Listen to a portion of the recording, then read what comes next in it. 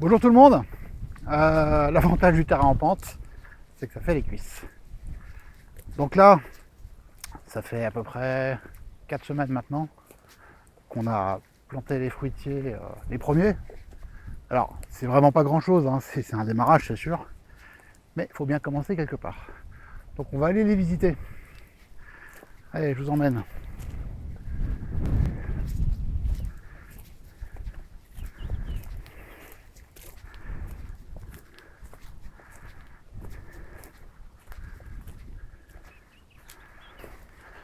Donc dans une zone que j'avais pas encore nettoyée, on a mis des noisetiers. Voilà.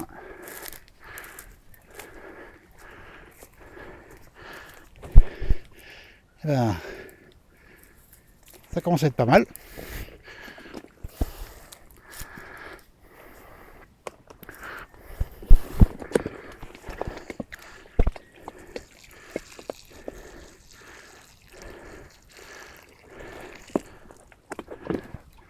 Hop, il y en a un autre là-haut.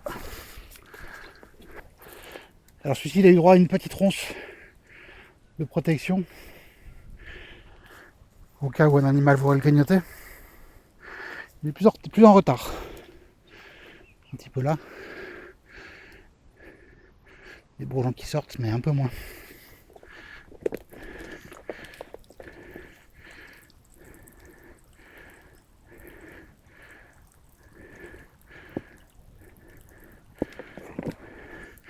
On a plein de vies là-dedans.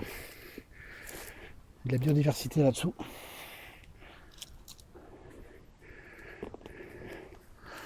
Mais bon, là-dessus, c'est pas un souci. Les bébêtes, il y en a plein le terrain.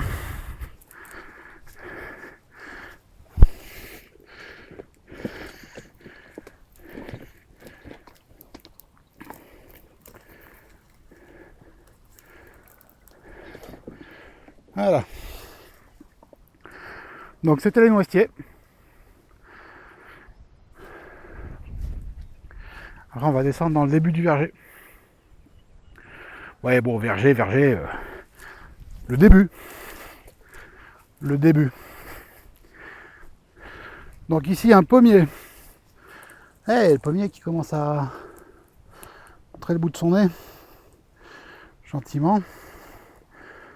Bon, bah d'ici 3-4 ans, on aura peut-être des pommes.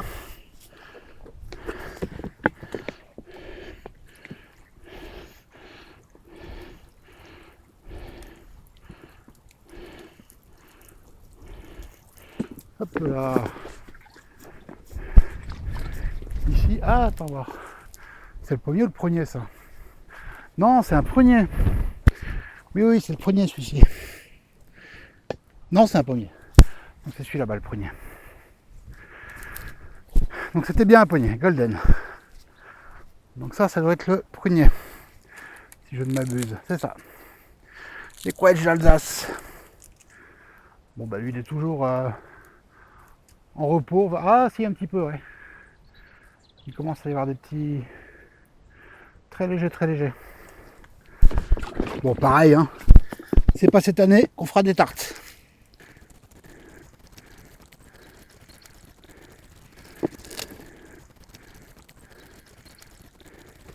Voilà. Et un autre pommier.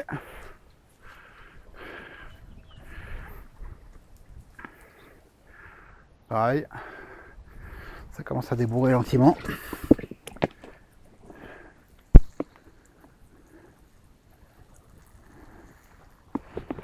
Une variété Melrose. Je ne sais absolument pas à quoi ça ressemble. Ça sera la surprise. Et ici, un pommier quoi? Jaune à gold. Donc on ne sait pas si c'est jaune ou c'est gold. Mais par contre, lui, il a l'air de bien partir. Ah ouais, là c'est... Regarde en haut. Lui, ça y est, il a décidé de se réveiller. On a même des feuilles là, qui sont apparues. Sur une branche basse.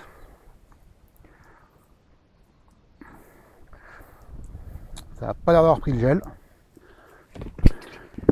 Alors, j'ai pas encore de thermomètre sur place pour être sûr, mais Les prévisions annonçaient jusqu'à -4 à certains endroits. Donc, bon, c'est pas pour les fruits cette année, mais s'ils peuvent quand même déjà commencer à se développer, c'est pas plus mal.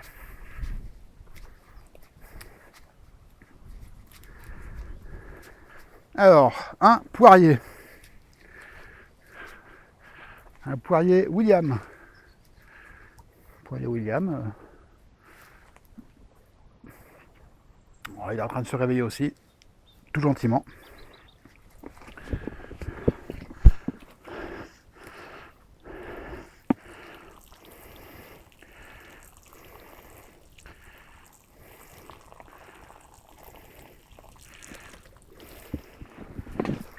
Hop.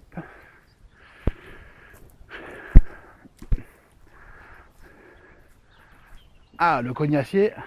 Oh, il fait des beaux bourgeons, lui. Je sais pas si on voit bien. Mais alors... Et c'est pareil, ça n'a pas pris le gel. Non. C'est pas endommagé.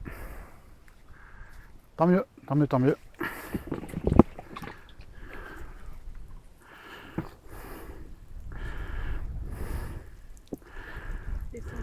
On est plus à côté. Et oui, c'est pas si évident que ça.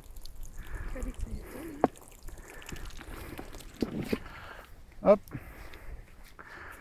Alors un autre poirier. Alors pareil, hein, lui il est parti. Par contre, il va falloir que je m'inquiète de la technique de mise en forme, parce que je ne sais pas du tout comment bien mener un poirier. J'ai vu que parfois il y en a qui n'allaient pas le mettre, parce que là, quand on l'a reçu, il était déjà très développé de la base. Donc c'est bien, c'est pratique d'avoir un arbre où les fruits sont accessibles. L'inconvénient, c'est qu'avec le poids des fruits, potentiellement, cette branche à terme risque de toucher par terre, donc c'est pas forcément pertinent de la garder. Mais ça, il va falloir que je me documente clairement. Est-ce qu'on fait une palmette? Est-ce qu'on fait un gobelet? J'en sais rien pour les poiriers. Mais il va falloir à un moment ou à un autre lui donner une forme. Comme les autres d'ailleurs, mais c'est moins urgent. Et le petit dernier cognacier, alors lui, ça y est. Ça y est, regardez, j'arrive. Donc là, c'est le cognacier Portugal. Ah oui, c'est vraiment bien parti. Ça n'a pas l'air d'avoir pris le gel du tout. À aucun endroit, je vois de taches.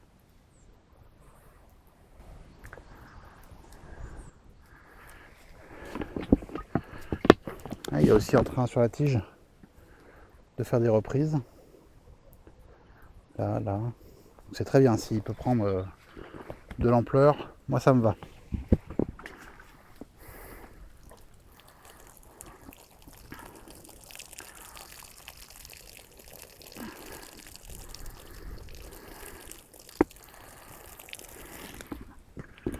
Et ben voilà. Voilà pour le début du verger. Donc on a encore beaucoup de place. Je sais pas combien d'arbres on peut mettre. Peut-être 30, 40, je sais pas. On va essayer de mixer les variétés surtout. Et après, il y a un truc que j'ai envie de tenter. C'est sur certains arbres réputés fragiles, donc typiquement l'abricot, la pêche, donc les fruits à noyaux, qui ont tendance à fleurir tôt. C'est déjà de prendre des variétés pas précoces pour éviter que ça fleurisse au mois de mars et que ça prenne la gel en avril. Et puis j'ai bien envie d'en mettre un, en fait, alors un normal hein, dans la parcelle, et un à quelques mètres du bois, on va dire, je sais pas, peut-être 5 mètres, il faut que je vois à peu près, de manière à ce que ça ne prenne le soleil que à partir de février-mars, pour retarder au maximum la floraison. C'est-à-dire que si ça fleurit en avril, normalement après on est tranquille pour les geler. Le risque, c'est d'avoir des fruits qui n'arrivent pas à maturité avant la fin de l'été. Mais bon, est-ce que c'est mieux d'avoir des fruits un peu fermes, qui ne sont pas hyper mûrs, qu'on peut toujours passer en tarte, en confiture, peu importe, ou est-ce qu'il vaut mieux des fruits qui crèvent parce qu'ils ont pris le gel? Voilà, donc c'est pour ça, je pense qu'on va essayer de faire d'expérience, d'en mettre un en situation normale, on va dire, et un en situation haute, un peu abrité. Et ben voilà, alors si vous avez des variétés à proposer, n'hésitez pas à mettre ça en commentaire, hein, on les regardera. On fera ce qu'on voudra dans tous les cas, mais on regardera quand même. Et puis ben à bientôt pour la suite de l'aventure. Ciao!